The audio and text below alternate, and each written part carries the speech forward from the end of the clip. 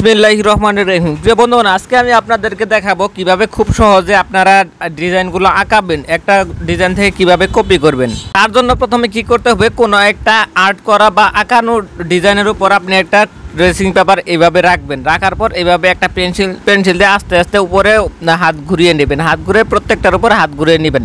এটা আমি একটা আর্ট করা কাপড়ের উপরে উপর থেকে ডিজাইনটা উঠিয়ে দেখাচ্ছি আপনাদেরকে। তবে আপনারা যখন করবেন কোনো একটা বই থেকে বা অন্য কোনো কাপড় থেকে, যেভাবে খুশি যেখান থেকে খুশি আপনারা চাইলে এভাবে খুব সহজে কপি করতে পারবেন। তাহলে কোনো আর্ট করা বা কোনো আর্টিস্টম্যান হওয়ার কোনো প্রয়োজন নেই।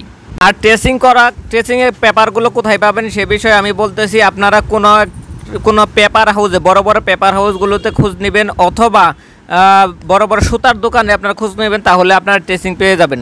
তাহলে আপনারা দেখতে থাকুন। তার পরবর্তীতে দেখুন, এখন খুব সহজে আমরা এই ডিজাইনটা ফুলটা আর্ট করে ফেললাম। আর কিভাবে আমরা এটা কাপড়ে ছাপাবো বা আপনারা নিজে ব্যক্তিগতভাবে কীভাবে ছাপাবেন সেই ভিডিওটা আমরা আগামী পর্বে দেখাবো, কি নেক্সট ভিডিওতে দেখাবো।